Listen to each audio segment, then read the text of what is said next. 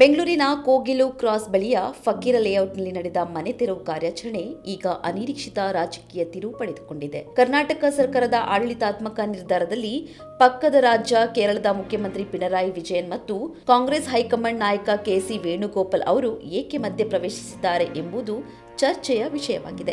GBA ಅಧಿಕಾರಿಗಳು ಸರ್ಕಾರಿ ಜಾಗದಲ್ಲಿ ನಿರ್ಮಿಸಲಾದ ಅಕ್ರಮ ಮನೆಗಳನ್ನು ತೆರವುಗೊಳಿಸುವುದನ್ನು ಖಂಡಿಸಿ ಇದು ಉತ್ತರ ಪ್ರದೇಶದ ಬುಲ್ಡೋಸರ್ ಸಂಸ್ಕೃತಿಯಂತೆ ಮುಸ್ಲಿಂ ಸಮುದಾಯದ ಮೇಲೆ ಹೇರಲಾಗುತ್ತಿದೆ ಎಂದು ಕೇರಳ ಸಿಎಂ ಆರೋಪಿಸಿದ್ದಾರೆ.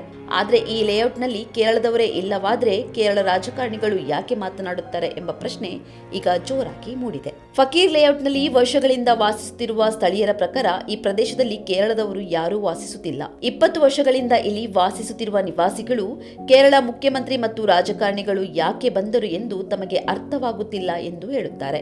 ಇಲ್ಲ ಗೊತ್ತಿಲ್ಲ ಸರ್, ಎಲ್ಲ ವೈರಲ್ ಆಗಿಬಿಟ್ಟಿದೆ. ನಿಮ್ಗೆ ಯಾಕೆ ಅವರು ಬಂದ್ರು ಅಂತ ಎಲ್ಲ ಗೊತ್ತಿಲ್ಲ. ಕೇರಳದವರು ಯಾರು ಇದ್ದಾರೆ ಇಲ್ಲಿ? ಇಲ್ಲ, ಯಾರು ಈ ಸರೌಂಡಿಂಗ್ ಅಲ್ಲಿ ಯಾರು ಇಲ್ಲ, ಆಚೆ ಇದ್ದಾನೆ ಆಚೆ. ಬಟ್ ಇದು ಅವ್ರಿಗೆ ಇದಕ್ಕೆ ಸಂಬಂಧ ಇಲ್ಲ. ಕೇರಳದವ್ರು ಯಾರು ಈಗ ಸೈಡಲ್ಲಿ ಇಲ್ಲ. ಯಾಕಂದ್ರೆ ಆ ಕಡೆ ಒಂದು 2-3 ಅಂಗಡಿಗಳು ಕೇರಳದ ಸಿಎಂ ಮತ್ತು MP ಎಲ್ಲ ಬಂದ್ರಲ್ಲ, ಏನ್ ಅನ್ಸುತ್ತೆ ಅಂದ್ರೆ ಎಂಟ್ರಿ ಅದಲ್ಲ? ನಮ್ಗೆ ಇವಾಗೂ ಗೊತ್ತಿಲ್ಲ ಸರ್. ನಾವೇನು ಅನ್ಕೊಂಡ್ರೆ ಅವ್ರು ಮಾನವೀಯತೆಯಿಂದ ಬಂದವ್ರು ಏನೋ ನಾವು ಅನ್ಕೊಂತೀವಿ. ನಾವೇನು ಅನ್ಕೊಂಡು ಮಾನವೀಯತೆಯಿಂದ ಅವರು ನಮ್ಮ ಕಷ್ಟ ನೋಡಿ ಬಂದವ್ರು ಏನೋ ನಾವು ಅನ್ಕೊಂತೀವಿ. ಯಾರ ಮನುಷ್ಯಲ್ಲಿ ಏನಿದೆ ನಮ್ಗೆ ಗೊತ್ತಿಲ್ಲ. ರಾಜಕಾರಣ ಏನಿದೆಯೋ ನಮ್ಗೆ ಗೊತ್ತಿಲ್ಲ. ಅದು ಏನು ಗೊತ್ತಿಲ್ಲ, ಅಚಾನಕ್ ಬಂದ್ಬಿಟ್ರಲ್ಲ, ಅದಕ್ಕೋಸ್ಕರ ನಮಗೆ ಶಾಕ್ ಆಯಿತು. ಇವರು ಬಂದ್ಬಿಟ್ರೆ ನಮ್ಮವರು ಯಾರು ಬಂದಿಲ್ಲ ಅಂತ. ಆಮೇಲೆ ನಮ್ಗೆ ಏನು ಪಾಡಿದೆ ನಾವು ಮಾಡ್ಕೊಡ್ತೀವಿ ಅಂತ ಹೇಳ್ಬೋದು ಅಷ್ಟೇ. ನಮಗೆ ಬೇರೆ ಏನು ಸಂತ್ರಸ್ತರೇ ಆಶ್ಚರ್ಯಚಕಿತರಾಗಿದ್ದಾರೆ. ಕೆಲವರು ಇದನ್ನು ಮಾನವೀಯತೆಯ ದೃಷ್ಟಿಕೋನದಿಂದ ಕೇರಳ ನಾಯಕರು ಮಾತನಾಡಿರಬಹುದು ಎಂದು ಹೇಳುತ್ತಾರೆ. ಆದರೆ ಕರ್ನಾಟಕದ ರಾಜಕಾರಣಿಗಳೇ ಅಲ್ಲಿಗೆ ಬರದಿದ್ದಾಗ ಪಕ್ಕದ ರಾಜ್ಯದವರು ಯಾಕೆ ಬರಬೇಕು ಎಂಬ ಪ್ರಶ್ನೆ ನಿರುತ್ತರವಾಗಿದೆ. ಲೇಔಟ್ನ ಹೊರಗಡೆ ಮಾತ್ರ ಒಂದಿಬ್ಬರು ಕೇರಳದವರು ಇರಬಹುದು ಎಂದು ಸ್ಥಳೀಯರು ತಿಳಿಸುತ್ತಾರೆ. ಕೇರಳದಲ್ಲಿ ಶೀಘ್ರದಲ್ಲೇ ವಿಧಾನಸಭಾ ಚುನಾವಣೆ ನಡೆಯಲಿದೆ. ಮುಸ್ಲಿಂ ಮತದಾರರ ಬೆಂಬಲವನ್ನು ಗಳಿಸುವ ಉದ್ದೇಶದಿಂದ ಪಿಣರಾಯಿ ವಿಜಯನ್ ಮತ್ತು ಕೆಸಿ ವೇಣುಗೋಪಾಲ್ ಅವರು ಈ ವಿಷಯದಲ್ಲಿ ಹಸ್ತಕ್ಷೇಪ ಮಾಡಿದ್ದಾರೆ ಎಂದು ರಾಜಕೀಯ ವಿಶ್ಲೇಷಕರು ಅಭಿಪ್ರಾಯಪಡುತ್ತಾರೆ. ವೇಣುಗೋಪಾಲ್ ಅವರು ಮುಖ್ಯಮಂತ್ರಿ ಸಿದ್ದರಾಮಯ್ಯ ಮತ್ತು ಉಪಮುಖ್ಯಮಂತ್ರಿ ಡಿಕೆ ಶಿವಕುಮಾರ್ ಅವರೊಂದಿಗೆ ಮಾತನಾಡಿದ್ದು, ಕಾಂಗ್ರೆಸ್ ಪಕ್ಷಕ್ಕೆ ರಾಷ್ಟ್ರ ಮಟ್ಟದಲ್ಲಿ ಮುಜುಗರ ಪರಿಸ್ಥಿತಿಯನ್ನು ಸೃಷ್ಟಿಸಿದೆ.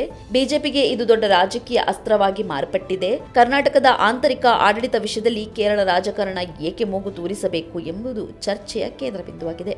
ಸರ್ಕಾರಿ ಜಾಗದಲ್ಲಿ ಆಗಿದ್ದ ಅತಿಕ್ರಮಣವನ್ನು ತೆರವುಗೊಳಿಸುವುದು ಕರ್ನಾಟಕ ಸರ್ಕಾರದ ಕಾನೂನುಬದ್ಧ ಹಕ್ಕು ಮತ್ತು ಜವಾಬ್ದಾರಿ. ಈ ವಿಷಯದಲ್ಲಿ ಪಕ್ಕದ ರಾಜ್ಯದ ರಾಜಕಾರಣಿಗಳು ಯಾಕೆ ಮಧ್ಯಪ್ರವೇಶಿಸಬೇಕು ಎಂಬುದು ಫೆಡರಲ್ ವ್ಯವಸ್ಥೆಯ ಮೂಲ ತತ್ವಕ್ಕೆ ಸಂಬಂಧಿಸಿದ ಪ್ರಶ್ನೆಯಾಗಿದೆ. ಕೇರಳ ಸಂಸದರು ಮತ್ತು ಶಾಸಕರು ಸಹ ಸ್ಥಳಕ್ಕೆ ಭೇಟಿ ನೀಡಿದ್ದಾರೆ.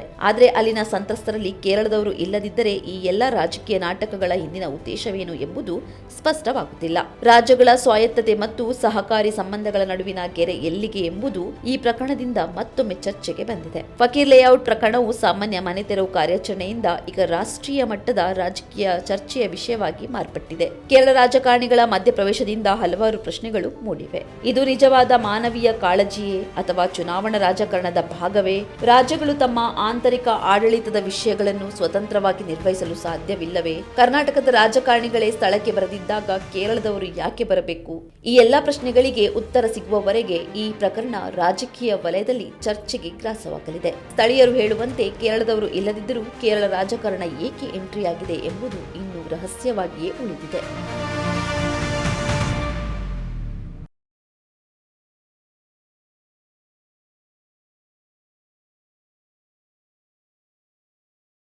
ಹೆಚ್ಚಿನ ಸುದ್ದಿ ಅಪ್ಡೇಟ್ಗೆ ಈಗಲೇ the federal Karnataka YouTube page ಅನ್ನು ಸಬ್ಸ್ಕ್ರೈಬ್ ಮಾಡಿ.